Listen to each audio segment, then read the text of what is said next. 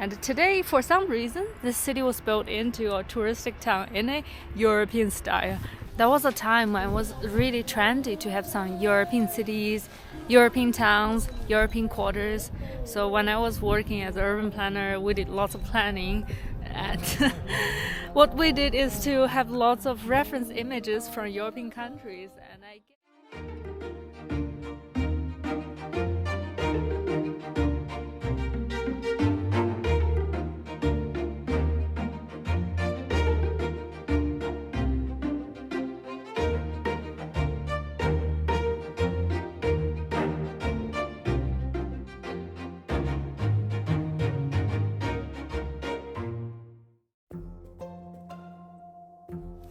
Good morning everyone, welcome back to the channel. Today I am in Ergun in Inner Mongolia, and today I am riding towards Arxan. So again, it's going to be a ride through the vast grassland and also beautiful forest. Let's talk about Inner Mongolia. So it's China's third largest province after Tibet and after Xinjiang, and it's incredibly long. From the east to the west, it spans over 2,400 kilometers, and from the north to the south, it spans over 1,700 kilometers, and it's slightly a bit smaller than the Outer Mongolia, and it has a population of more than 20 million, and among that, about 6 million are Mongolian ethnicity.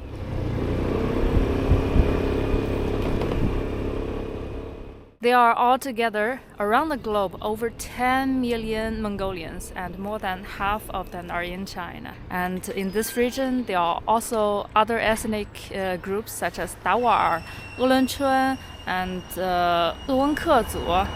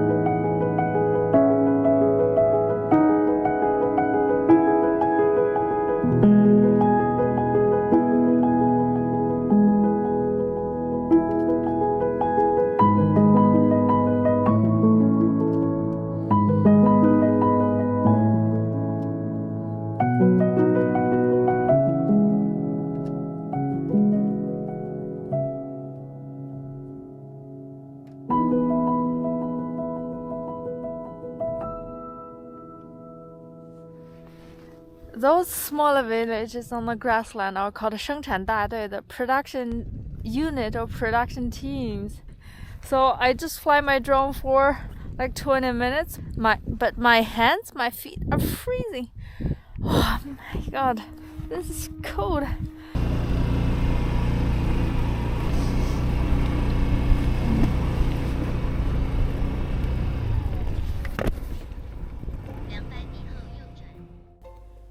After leaving Ergun City, I really want to visit Manzhouli. I've heard the streets are filled with Russian and Mongolian tourists, and the city has a fascinating architecture with many giant matryoshka dolls. I also want to visit Hulun and Bua Lake, stroll through the new Barak banner, and experience the rich Mongolian nomadic culture while looking across to Mongolia. However, this isn't the best time to visit the grasslands. They are not as lively now, the weather is cold and windy, and snow is coming soon. Plus, there is no bustling Nadam festival. So I decided to wait until summer, and after reaching Hulunbur, I headed south to Arxan instead.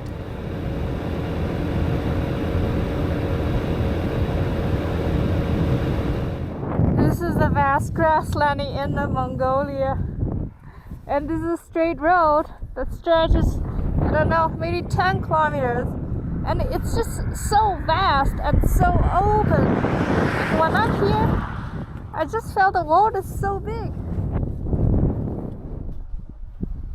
Yiming Sumu, and that's a Mongolian script. And there is something pretty interesting about the administrative division in Inner Mongolia Autonomous Region. So under the Autonomous Region, there is firstly the League, Meng. It's very different from the other Chinese provinces. So Meng equals prefecture or equals shi, like a region. And then under the League, Meng, there is Qi, banner, and this equals the county in other China's provinces. And under banner, there is Sumu. Sumu, it's a Mongolian word which means villages or towns.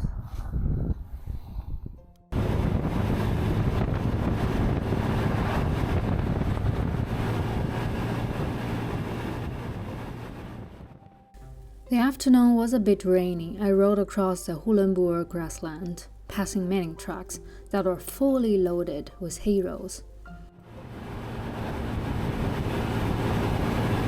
They're preparing the grass for the winter.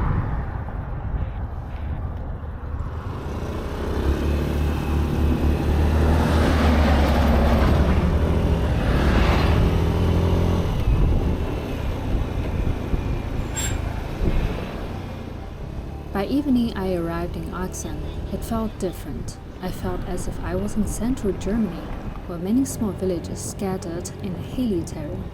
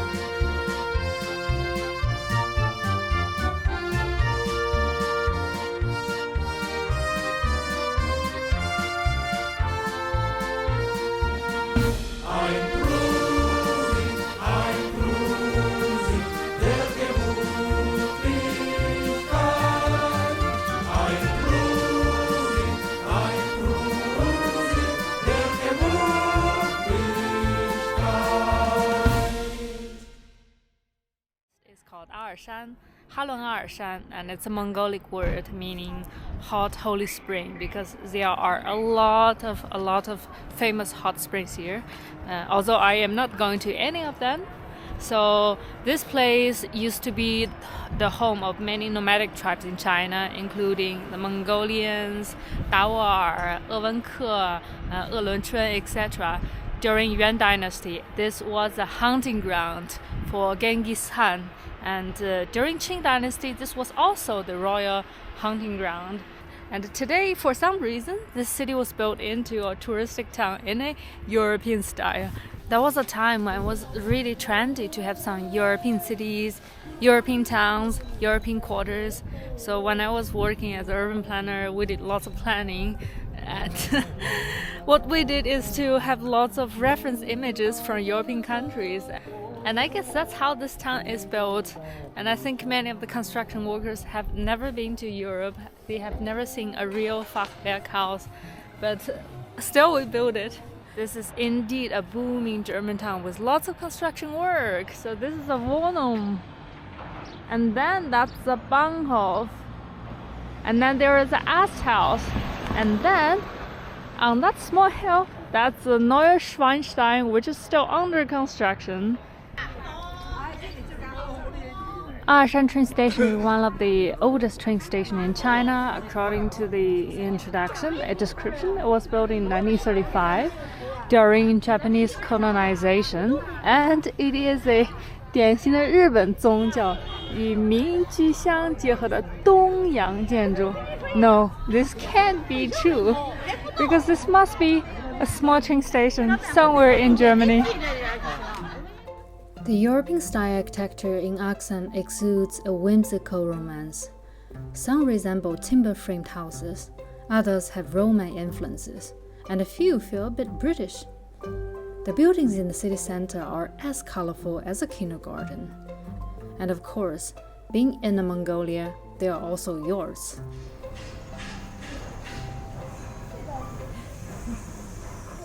And this corner instantly brings you back to Daxing, back to China. They have lots of mountain delicacies. That is Baimu'er, white mushroom, and that's a fungus. Lingzhi, maybe it's lychee. Wow, this area already smells like mushroom. And that's how they prepare all the dried mushrooms. They look like necklace, right? Mushroom necklace. She highly recommends this small yellow mushroom, saying it's delicious. Okay, so I take some for my mom.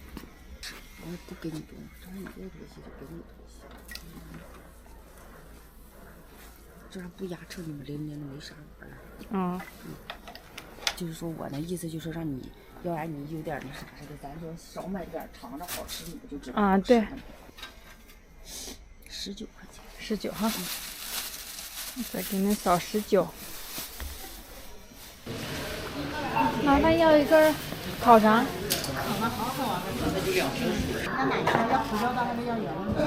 要胡椒的吧。这里有卖那个烧烤的那些工具，菜啊、炉子啊。欢迎光临。看到没？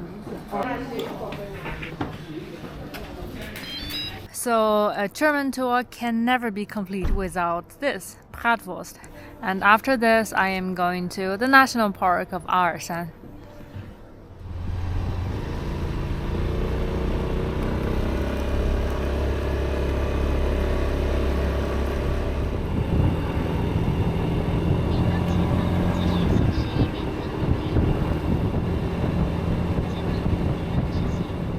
The most beautiful part about Arxan is the national park. Located 60 kilometers from the city, there is China's biggest national volcano spring geopark. At the park entrance, if you tell the staff you're just passing through to Chaihetang and not visiting the park's attractions, you can skip the ticket. I think buying a ticket isn't so necessary, as the most beautiful scenery is along the way.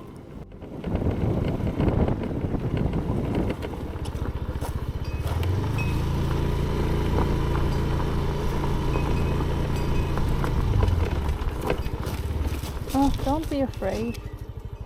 Okay, I'll let you go first.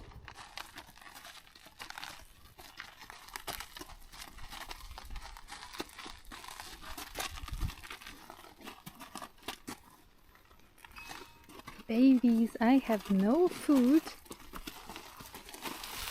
Please go ahead.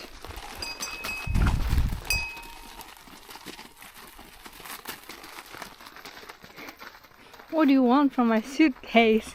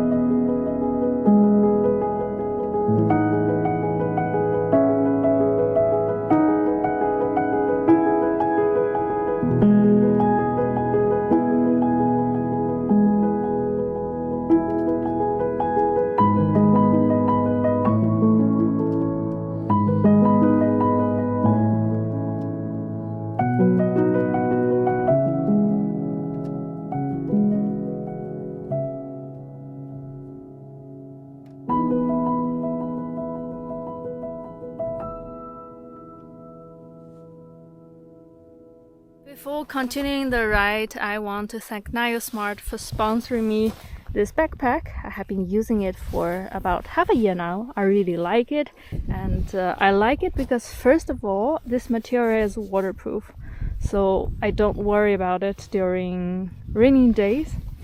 And then secondly, there are many smaller bags. So look, that is for the computer, and then I normally put my camera inside.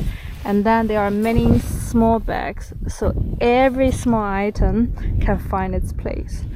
And finally, if you are interested, you can check out the description. I have attached links below. And if you found anything interesting on that website, you can get $10 discount on every purchase that you make. Plus, they provide shipping internationally for free. And I hope you will also find your ideal backpack.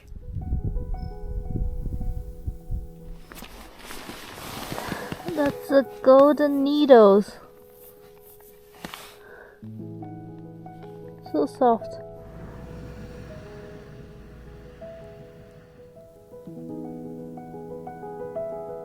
Wow, it's so moistury. There is a lot of moss. That's the most favorite food of the reindeer. The stones are so dark here. Probably those are the volcanic stones, because many of the lakes in this region are formed by volcanic activity. Oh, look how porous it is. Yesterday I got this bag, Mongol 早茶包, some Mongolian breakfast bag from the supermarket, and today I want to try this out.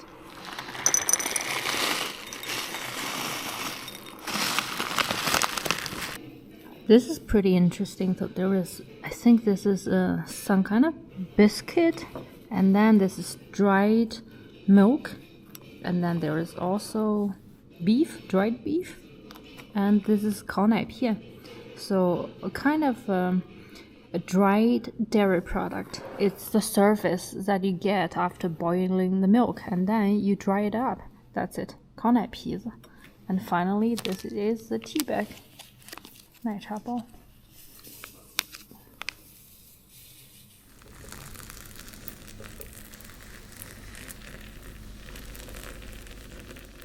It's actually quite tasty. So the milk is savory and salty, and all those tiny biscuit, all those tiny parts, and also the 烤奶皮, the dried milk, got soaked up in milk tea. It's very comforting breakfast.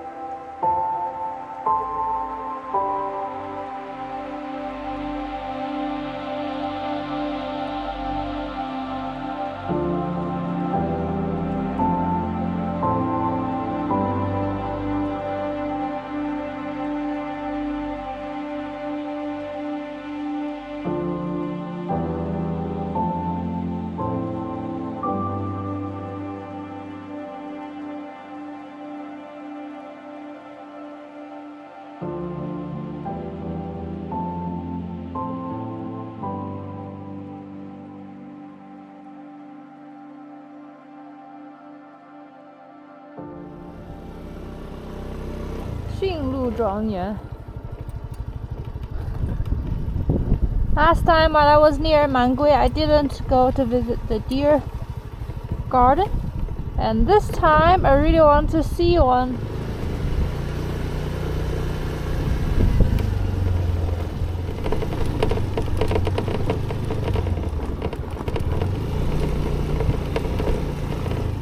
Ni hao.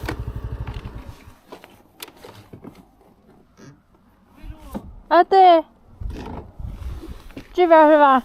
好，行。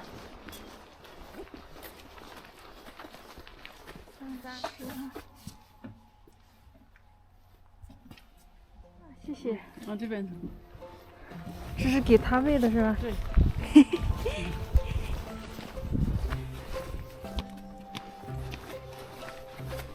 脚长，嗯，你要喂它一下呢，你跟食物给它多少高再举吧。哦，要举高一点是吧？高再举子，完了这个时候可以愿意咋喂咋喂。嗯，这个葫芦喂，这个梅花鹿愿意吃，这个苔藓，这个驯鹿愿意吃。So 驯鹿 is the pet of the Afghans. 鄂温克族 it's coming. 往里走。跑的。我们刚进来就这个状态。没事，你高再举，你往篮子高再举。嗯。你把篮子高再举。哦，篮子高点举。哎，对，哎，这低了。呀，有时候不好意思。一低头腔，它甲肠就碰了。嗯。啊。尽量你喂它到嘴里的，别掉地。行。一掉地，它一低头，它最后就碰了。哎，好，就是篮子也举高一点。哎呀，你别跟我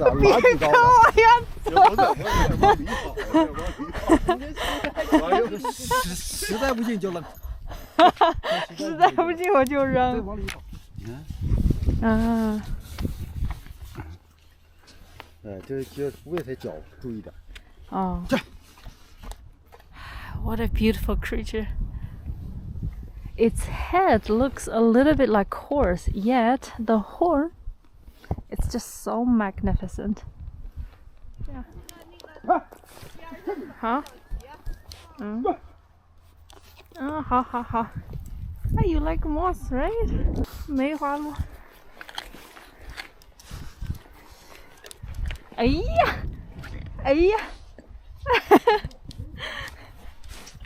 他给你，我的妈呀！他给你 ，Man, they are following me.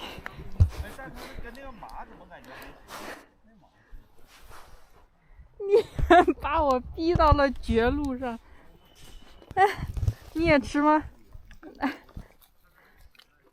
这回照相这个越打的。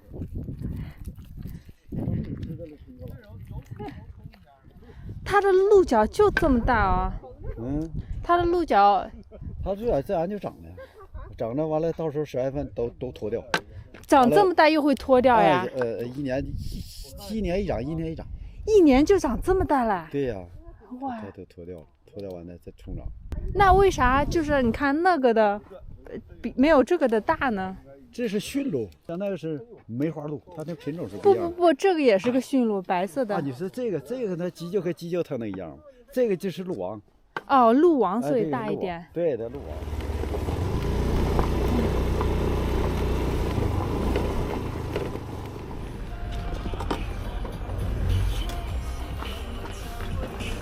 好，麻烦要一杯拿铁。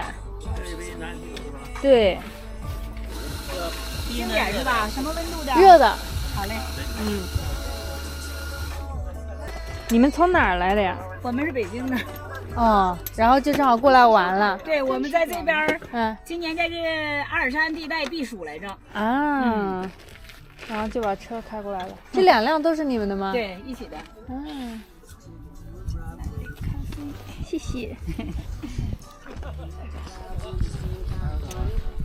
I'm going to enjoy my lunch now, and I've got a lot on the table. So besides coffee, I've got some fruit. This is a small apple, and this is Chinese hawthorn, also belongs to the apple family, and then kaki, which is so soft that you can drink it. and some cucumber, and the big bones.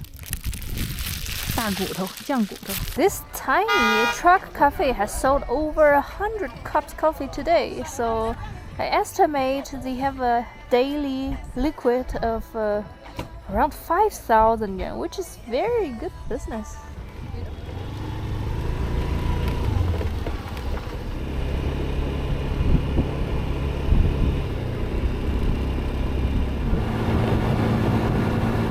So I end my today's video, and I hope you enjoy watching it. Tomorrow I will ride towards Xiwuqi to the southwest, where there are more ethnic Mongolians. So I hope to learn more about Mongolian culture.